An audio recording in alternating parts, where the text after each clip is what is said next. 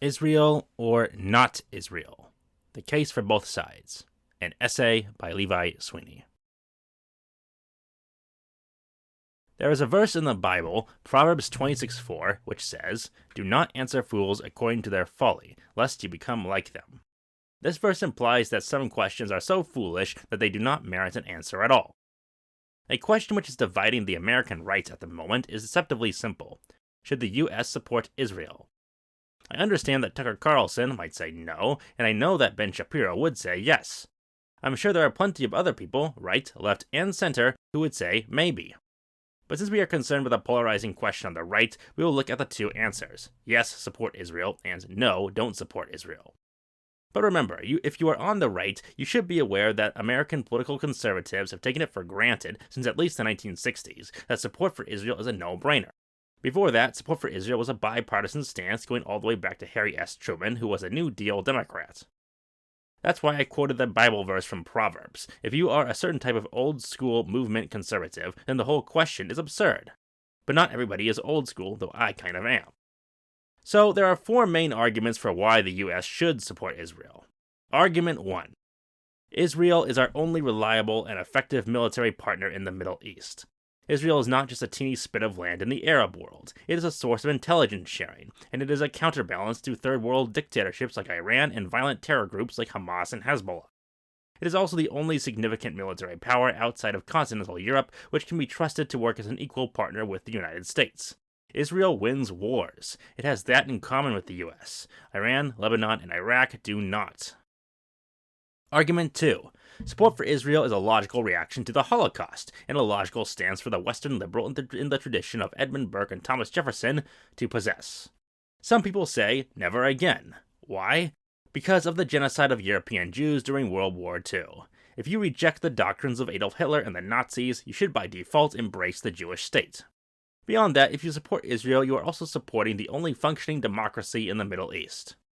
I would not want to live in Egypt. I would not want to live in Lebanon.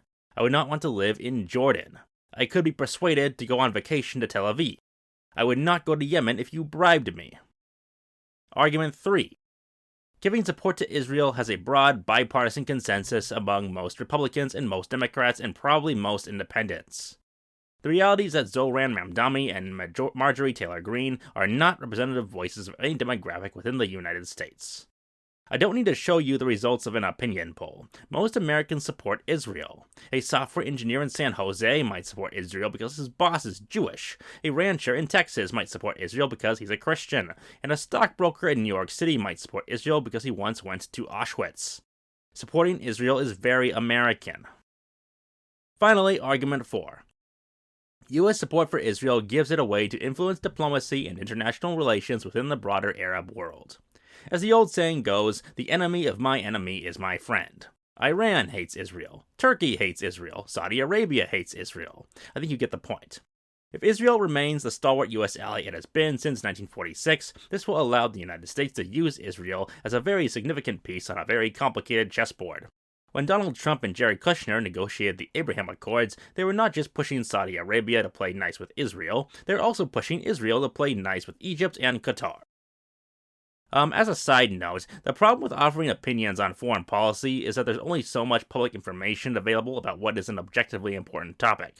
There's a lot going on behind the scenes in the White House and in the Pentagon which will never appear in any newspaper article. Me making this video is a lot like an accountant giving people advice about rocket science. Maybe he could learn a lot about it, but would you want to give him a job as an astronaut? Probably not. I mean, think about it. Who knows more about what the United Nations is doing to help or harm Israel right now? Donald J. Trump or you?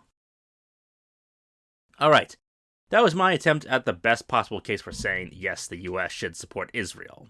But remember, the question we are answering implies an alternative which says no, the US should not support Israel. Alright, so what is the best case for that? Well, I'll try giving it a shot. There are, once again, four main arguments for not supporting Israel. Argument 1. Unconditional U.S. support for Israel is a classic example of scope creep. The United States is overextending its resources and risking the lives of American soldiers and the money of American taxpayers to defend and protect a foreign nation which can offer very little in return. This particular foreign nation is an unavoidable point of contention with Muslim-majority countries in both the Middle East and elsewhere. Sticking up for Israel means pissing off pretty much everybody else. Argument 2. Israel's ethics in both war and peace make it debatable whether or not it is morally justifiable to support it at all. Israel's war against Hamas led to at least thousands of civilian deaths in Gaza, but in peacetime the Jewish state has other problems. It's very hard to be a Muslim Arab and to live, work, and play in the West Bank. The average Palestinian may not be able to or willing to relocate to Morocco or Libya, but it is still not a pretty picture in the city of Jerusalem. The state of Israel is nothing remotely like the state of Connecticut, and never will be. Why should we keep pretending otherwise? Argument 3. The United States spent billions of dollars on Israel's war with Hamas, and it is arguable that those billions should have been spent on things like fixing up schools, training doctors and nurses, building new highways and bridges, and other peacetime projects like funding public media and the arts, as well as federal welfare programs like Medicaid and food stamps. The main point here is that we already spend billions of dollars every year helping foreigners in Asia and Africa live better lives. But why can't we spend that money on doing the same thing for Americans? Maybe pulling back all that foreign aid should start with Israel. Finally, argument 4. Since at least the administration of Jimmy Carter, the U.S. has presented itself to the international community as a neutral arbiter between Israel and Palestine. That reputation, as a dispassionate referee moderating a very dangerous game, is gone. It is doubtful that the opinions of the European Union and the United Nations hold much weight over what specifically the United States is willing or able to do in the Middle East. But what is certain is that America is no longer a broker of peace, if it ever was. America's status as an arms dealer to Israel, a subsidizer of that same country's dubious domestic policies, and its lack of consistency on what its basic principles regarding this matter even are, all beg one question. If the world can't trust America to keep the peace, why should it trust China to avoid war? Russia already invaded Ukraine. Who is going to invade who next? The Pax Americana is disintegrating. And the refusal of the United States to maintain a neutral stance on the Israel-Hamas war is a symptom of that disintegration. Alright, so I've done my best to lay out the best arguments for both answers to the question, should the US support Israel? But which position on its merits is better? Which one is more compelling, makes the most sense, and which one do I personally support? Now, I consider myself a movement conservative. That just means that I believe that the original vision of the American founding was fundamentally good, maybe even holy, and that this vision of liberty governed by law is the end goal of all public policy. San Francisco should not be in a state of anarchy, and New York City should not be in a state of tyranny, and if you desire to live in the state of Wyoming, be my guest. What does all this mean for my stance on the Israel debate?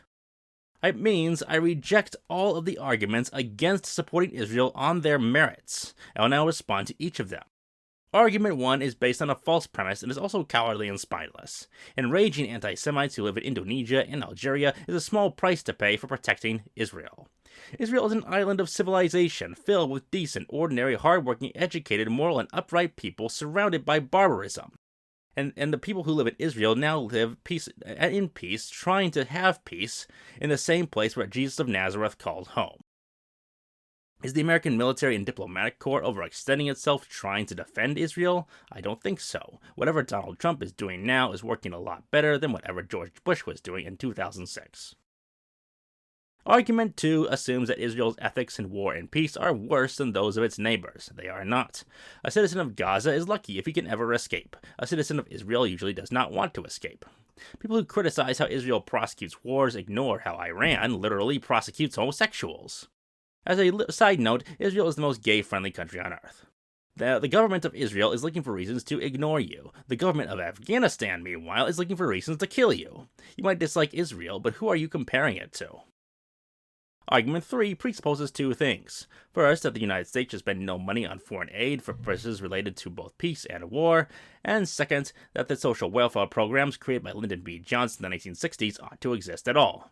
The first point is debatable. Should the U.S. spend taxpayer money on healthcare in Colombia? We can argue about that. Should the U.S. spend your tax dollars on helping Japan build up its navy? Maybe we shouldn't. This is a legitimate point which I personally sympathize with. The second point is something I oppose on principle. I don't believe the American welfare state is legitimate. As a movement conservative, I believe that the Founding Fathers would have suggested giving poor Americans a hand up rather than a hand out. But I also believe that there is a case to be made for the American right co-opting the war on poverty. I do not believe that diverting more funding to the welfare state at Israel's expense or otherwise is the best way to win that war. I would prefer to live in a United States where the economy is so strong that no able-bodied person needs such welfare programs. Personally, I don't want a check from Uncle Sam to pay for my groceries. I want a job which allows me to buy them myself. Argument 4 honestly sounds like a standard NPR talking point. Does America have a lot to gain by cultivating a reputation as a peace broker? It's probably more realistic for it to function as a power broker. One definition of the golden rule is, he who has the gold makes the rules. America has the gold. Lots of gold. So why shouldn't it make the rule? Maybe one of those rules should be, don't hurt people and don't take their stuff. I think that's an idea that everybody, Jew or Gentile, could get behind. Now, I am an American conservative and I'm on the right, and I support Israel. Will all of these arguments convince everyone? Probably not. Will some arguments resonate better than others? That is very certain. Before I finish this video, I just want to share something. I feel very strongly about the Israel debate because my family has a friend, an older woman who is best friends with my mom, and this woman is Jewish. She's a liberal Seattle Democrat, very secular, but she supports Israel, she practices the Jewish faith, and we love her. I just remember when I was like 10, being invited over to her house to celebrate Hanukkah. I just remember her dimming the lights of her home, lighting the candles of the menorah on her dining table, and chanting in Hebrew, words I didn't understand, which I thought were mysterious and haunting. And looking back on that childhood memory nearly 20 years later, I can't help but wonder. If the people of Israel are fighting for the right to keep doing that, why should we stop them? Thank you for listening. Cheerio, cheerio. I am Levi Sweeney. Cheers.